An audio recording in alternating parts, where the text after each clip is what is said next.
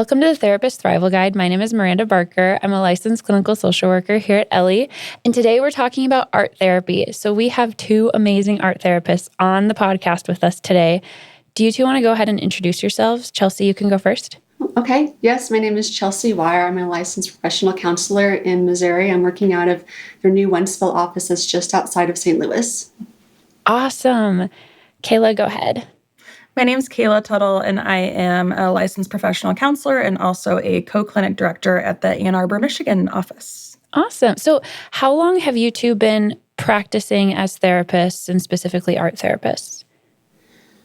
Chelsea speaking. So I graduated in 2011. So since then, in graduate degree art therapy counseling. Awesome. What about you, Kailah? I've been practicing counseling for 7 years now, and art therapy specifically for about 4 years. Okay. What's your graduate degree in? Mine? Yeah. Clinical mental health counseling. Okay.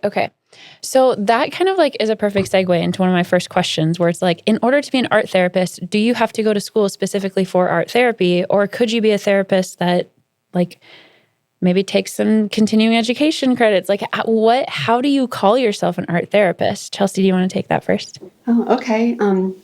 So sorry, I'm thinking of a lot of different thoughts too. So after kind of like internship for having LPC or LCSW certification, after you take that exam, you can actually become a registered art therapist in ATR. And there's a test for that as well to become board certified. I personally have not done that. I would like to, but you submit hours similar to like you would for an LPC or LCSW with the supervisor that is also an ATR. Okay. Kailah, is that what you have been doing, or did you go to like some specific training for art therapy?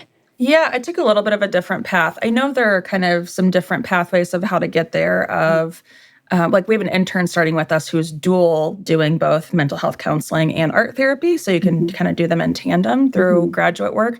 But I actually did a continuing education program. It was a 2-year program, all online, all different sorts of courses. And it was very trauma informed. So expressive art therapy is kind of the umbrella that we operate under. Mm-hmm. That sounds great. So theoretically, I mean, I'm a clinical social worker, so I could do like a continuing education credit, and then it sounds like you would receive supervision too, and then you could do like the AT. You could have those additional letters behind your name. Okay, what about if I'm just a regular therapist? Can I do art therapy skills in sessions? Yes. Okay, so Absolutely. I mean, that was kind of like a leading question because I mean, yes, I do art therapy skills with the kids that I work with and like the college students, but it's one of those funny things where it's like, yes, maybe I'm not a play therapist, but you can do play therapy. Yes, you're not an art therapist, but you can do art therapy. So curious about like, what is art therapy? If you're listening to this episode and you're interested in play therapy, we have other episodes on that. But what is art therapy, and like, what's the difference between that and just talking? Yeah, art therapy it's kind of like an extension of therapy and expression to me. So there's something about art and expression that gets to somewhere that language can't, especially if I work with a lot of people with trauma.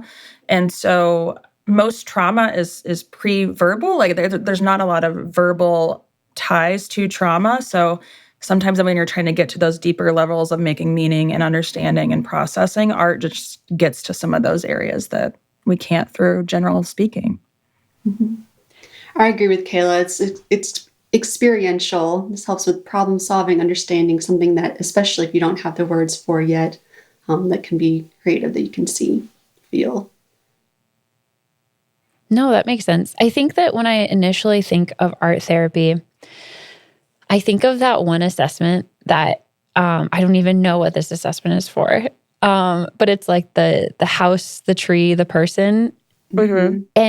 And I think, and if you're not familiar with this assessment, it's essentially like you have somebody, your client, draw a house, a tree, and a person. And there's like all of these different things that they believe you can psychoanalyze around about this this photo, or this picture. So they might be like, wow, you drew yourself the size of the house. Maybe that means you have a big ego. That's not really what one of the assessment things is, but it's like, that's kind of how they do it, where they're like, here's all the different things that we can glean from this picture. And so I think at times, I imagine art therapy is you sit with your client and you're like, okay, draw me a picture. And then you kind of psychoanalyze a bunch of it. And you're like, okay, this means you have a bunch of trauma, or this means that you don't have a good relationship with your mom or something. But I know there's more to it. But is that a part of art therapy that you do? Or am I like way off? I don't really use it as like diagnostic criteria. I think that's actually pretty discouraged. I think so. I think of it as like an extension of like what we're already doing in therapy, of like, it's just like kind of builds concepts or kind of brings things home that we're already talking about or working on. I do think that there can be some insight gleaned. So like, for example, if someone's like, I really hate this person and I don't want them in my life anymore, but yet we do like some sort of like safety island or something. And it's like, bring all your safe people and things there. And then they put this person on the island. I might be like, but you said before that they like, you hate this person, like just kind of pointing out like what they said and then like what's in their expression, but never like in a way that's like, this means that. It's more just kind of like building that bridge between that internal world and that external world that they're expressing. Okay, what is a safety island? I mean, I can kind of understand what you might be talking about, but what is that? Yeah, so you can do this in any number of ways. I really like it, but I have people make this island, and it's like all the things that would bring you safety. So like if you think of like a calm, safe space, like typically I have people go through their senses and say, I see these things and they bring safety or calm. And then are you having them draw it or like paint it? Yeah, you can draw it, you can paint it, you can do mixed media, you can do it however you want. But then in the waters around it are like those things that are dangerous that they're trying to like get away from. So like in the waters might be like depression, anxiety, like self-harm, like whatever the thing is that they're trying to create safety from. Oh, I love that. Chelsea, what do you think about kind of the art therapy as a diagnostic thing versus like just kind of a tool that you're using in therapy? How do you use it? Sure. So really it's more about what comes up for the client, what something means. And we can infer some things, like you mentioned, the person is as large as the house. Like, what's this person like in comparison to this other person that was drawn in the image? Or if you were to draw another person, what size might they be, or how might you place them in the space? And that keeps them more open to how they might interpret. In regard to diagnostics, one that's good that I remember learning about in graduate studies with art therapy was it's called the Levick Emotional and Cognitive Art Therapy Assessment, or aka LICSW. And it's a series of several different drawings that between free choice, draw family, there's others, and that can help give kind of an idea about like, what themes keep popping up and did something shift between like this drawing or that, utilized more so with kiddos. So that one has been good because it's been reliable and valid within sessions. But in regard to diagnostics too, like that can come between session to session and what comes up in that space, any themes, patterns, and going from there. So do you both kind of just say, okay, here's a canvas, or like here's a piece of paper and some crayon? Like, do you just kind of leave it super open-ended, or do you have it more as like directed? I mean, I might say this in like more play therapy terms, but you've got like non-directive and directive play. Is it similar with art therapy? I think so. It kind of depends on the kiddo and your relationship with them thus far. Like, is it their first session? Is it their seventh session? Have they expressed, I'm willing to try this? Have they expressed, I can't draw? And I'm using air quotes in that. And that's something that comes up a lot, especially with adults that I've worked with. And so that's something more to explore. Where did that come from for you? And has that shown up in other areas? It's a bigger conversation. And I sometimes, if there's a little bit of uncertainty there, I might introduce it kind of like, well, let's play. Like, if you're willing, let's try this. Like let's try this in this space. And this can be, if it's a canvas or whatever is there, this can be that container for whatever, whether it's a mark or a shape or a movement. Like, what does that drawing or that creation look like for you? I love that. I haven't really thought about, I mean, I'm sure you both have clients that come to you that are like, I don't do art. Or do people really? Oh, that's so interesting. So then what do you do with people who are like, I don't know, I'm not very creative? Yeah, I think that's such a myth or misconception in art therapy of like, I have to be creative to do art therapy. And it's actually, that's why I like kind of calling it more like expressive therapy sometimes, or talking about expressive interventions, because you do not need to be artistic at all. In fact, like the people that are artistic, I usually find that they're a lot more perfectionism driven. Oh, And so when you do art therapy, they're like over analyzing their work, or they're tearing it up, or they're like, this didn't come out how I wanted, when that's kind of the opposite of what you're supposed to be doing, is more like that in the moment expression. What are you feeling? What are you noticing? But yeah, I mean, anyone. I'm like, I've done art therapy with grown men and kiddos. Like there's like a wide spectrum. I think it's just about kind of like finding your in of making the work make sense. So sometimes someone might say something and they'll be like, it's floating around, but like, I don't know how to say it. And so like really good time to be like, well, if I pulled out a piece of paper or a canvas or something, like, do you think you could kind of like at least do some like symbols or shapes or colors that it would be? And they're like, yeah, actually. So then it's a little more informal, just based on like whatever's in the moment. But sometimes like if someone's like, I'm really struggling with this thing. And then like we kind of, it's similar to therapy. It's like we have all these interventions and kind of approaches in mind, but it's more just finding like what's that fit in the moment based on the client experience. So do you have like a go-to opening question or like a go-to prompt that you're like, okay, maybe it's our second session, we've done the diagnostic assessment, and we're just like, I want to get to know you. Or like maybe, like this is going to sound silly, but it's almost like I do the Wordle every single day. And it's like, I have a couple of go-to first Wordle words, right? Like audio, Pearl, whatever. But so in therapy or in art therapy, do you have a couple of like, here are my initial like prompts that I like to start out with, or not so much? One thing that I've done before is like we'll take a piece of paper. It could be 8.5 by 11 is fine.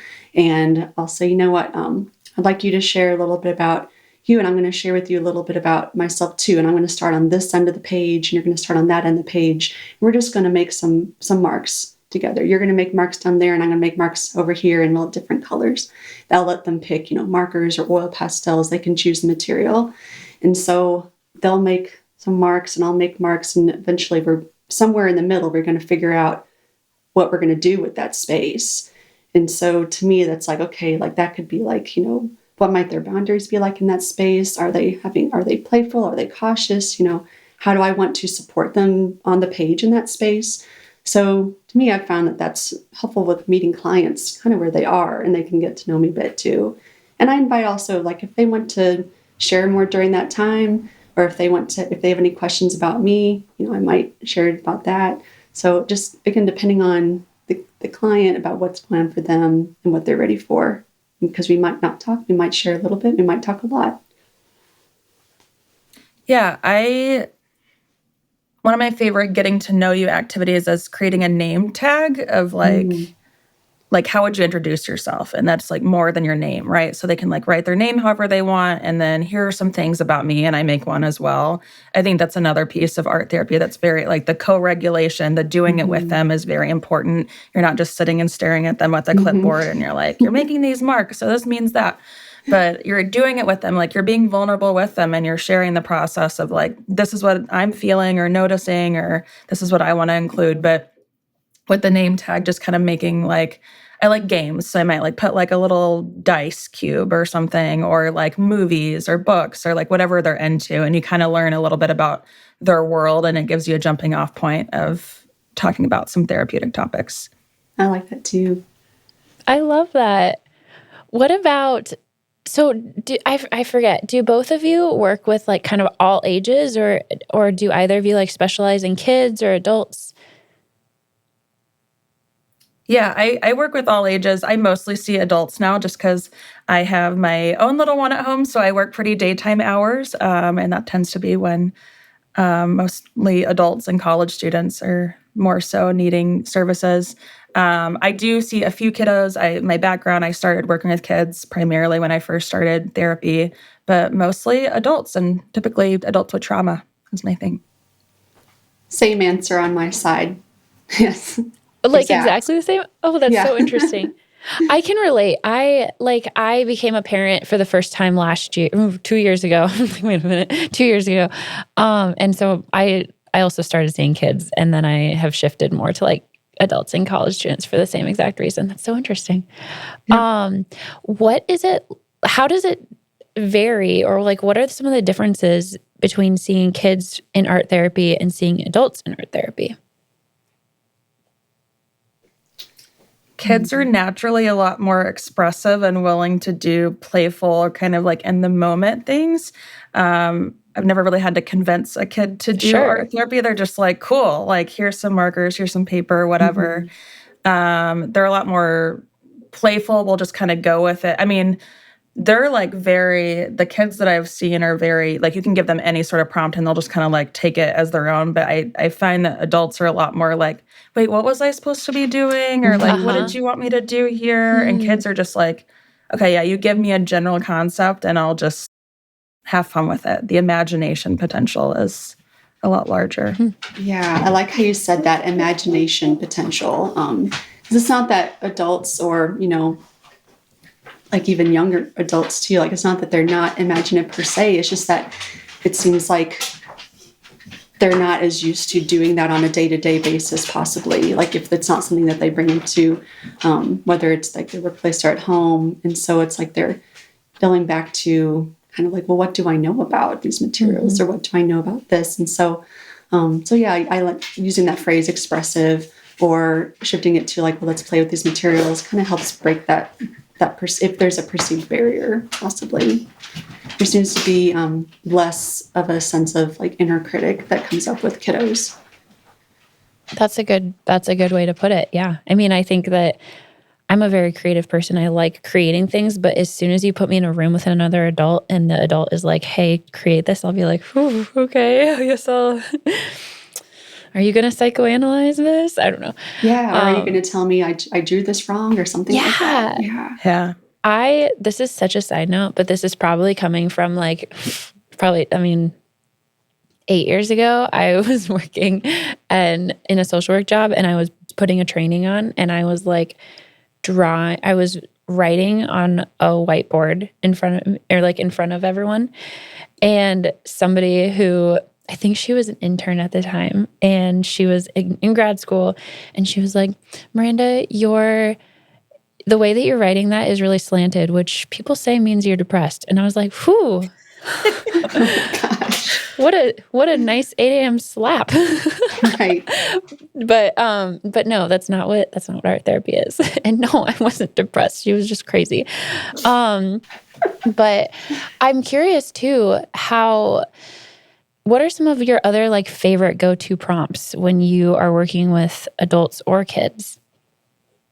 Yeah, I really like doing emotion wheels. So really easy ones to implement are going to be things that already there's kind of like a template for. Like these are things that you don't have to be an art therapist for. You can find these things on Pinterest, Teachers Pay Teachers. There's all sorts of different resources out there. But the emotions wheel, so talking about like how you can feel more than one emotion at once. So like if you were to just take a circle, like a general circle, and kind of section that off into 4 pieces or 8 pieces or however many feelings that you wanted to include, and then just kind of jot down like, here are all the emotions that I'm noticing, and then how would I represent those in the pieces.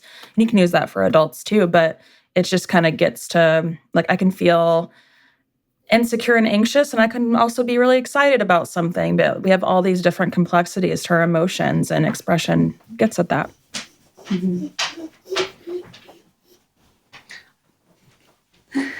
Yeah, it's hard to choose just one to share. One that comes up for me is I call it like a resiliency rock. And so you have like river rocks, like, not super, doesn't have to be super big, like not as smaller than your fist, like you could hold it in your hand.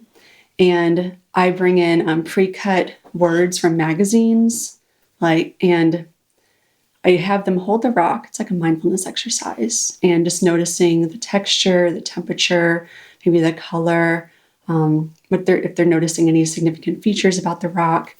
And a lot of times the rock like starts off kind of cool and then it warms up in their hand as they're holding it. And they're like starting to feel that weight in their hand. And then I invite them to go through these pre-cut words. And because I found that if I give them a magazine, a lot of people just like end up looking at the magazine versus if there's pre-cut words and it's like, okay, it's all there. And they can choose what jumps out to them about what has helped them through those, pun intended, rocky, like harder, like heavy times.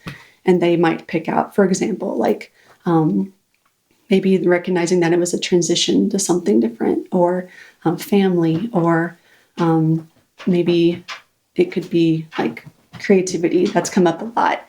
But these different things that have helped them keep going, even though it's been difficult or a challenge, so to speak.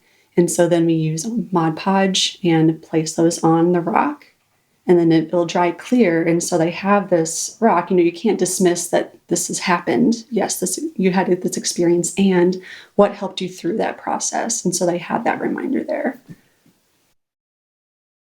I love that. Oh my gosh. So actually just keeping on that same kind of, or that same topic, Kailah, you talk about doing a lot of trauma work within art therapy. What are some, like, I'm assuming you're not just going, hey, paint a picture of the worst thing that's ever happened to you. So what does art therapy look like when you are kind of doing some trauma interventions? Yeah, there's a lot of trauma and how art therapy can get at that at a very basic level is really getting in touch with the body, because there's so much disconnect between internal experience and then what, like, so many people are in like a freeze or dissociated or numb state after trauma. So getting in touch with those bodily emotions. So a really common like starter intervention I would do is like body scans. So I'm also an EMDR therapist. So I kind of like use both of those about like how would you represent this in your body? And that's a really good one where you can just pull up a template of a body, just like a general body, and just kind of notice. Or even if people are having trouble with that, sometimes music can also be a really good cue into that, of like if they have a certain artist that makes them feel some type of way, like putting that artist on and just kind of like, we're just going to sit here and just kind of, jot down what comes up with colors and symbols, and just kind of thinking through that internal experience, because so much of trauma is reactive. It's more like we're trying to proactively get in touch with what's already there and then make meaning and wisdom out of what we have in our internal landscape. Mm-hmm. Yeah, because trauma is so much in the body with, muscle tension or just those bodily sensations. Again, like it's nonverbal. It's what's that sensation is. And when you brought up EMDR earlier, another one too, like with bringing in the body, is it's like a bilateral drawing where larger paper, but like using both hands, right and left together, you use different colors or multiple, and moving them together in tandem. So you have like them like really creating that back and forth thought, but you're making the body move through the arm movements. And I've seen this done standing up. I've seen people lay down on their bellies, but a lot of adults, it seems like they get a lot from that too. It's not just kids. Very cool. Are there other diagnoses that you feel like are helpful for art therapy? Yeah, I mean, there's so much. Like, I don't think there's like necessarily like a bad place to start, but it's, if you think about anything where people are like struggling with something internally and they're looking to get it outside of them, like that's kind of what I think of with expression. I mean, even like general life stressors, anxiety is a really good one, because there's just so much floating around in our head. We ruminate and we just like go over and over and over. But sometimes it just takes that. It's the same thing with therapy, right? Like people will say, oh, I didn't even realize that until I just said it out loud. And you're like, okay, yeah, like it's a similar thing of like drawing it out or expressing it through movement or whatever it is just one other layer to understanding. Why do you think it's helpful to, like, if somebody is anxious about something, well, I mean, I guess maybe I'll start with like, do either of you have a prompt or like something that you'll do with someone if they're feeling anxious or if they are needing to process any anxieties?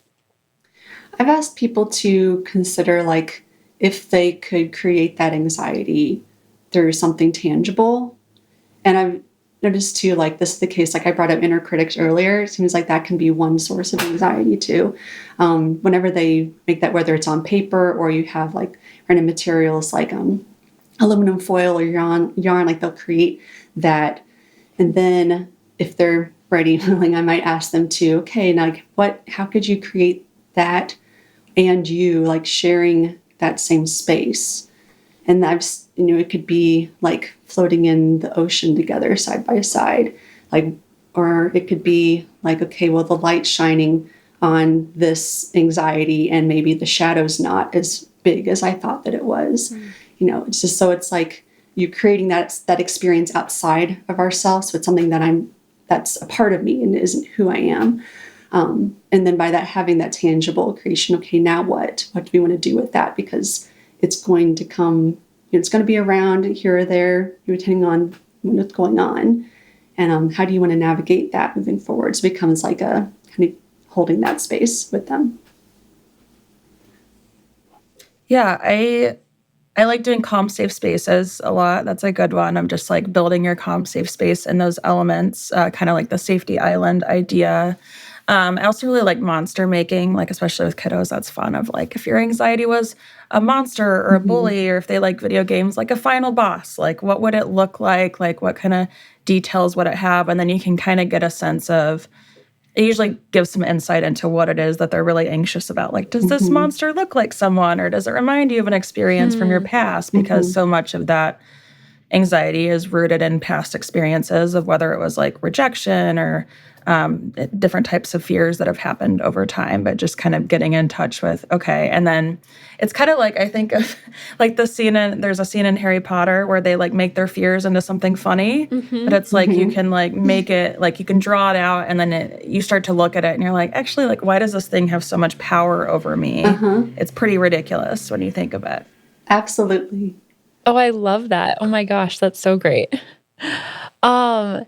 Any other things that we feel like we're missing? I mean, you both have given so much good information. What are some of your other like favorite parts about art therapy, or things that you would want, I don't know, things that maybe would have been helpful for you to know, or like interventions that would have been helpful for you to know when you were first starting out?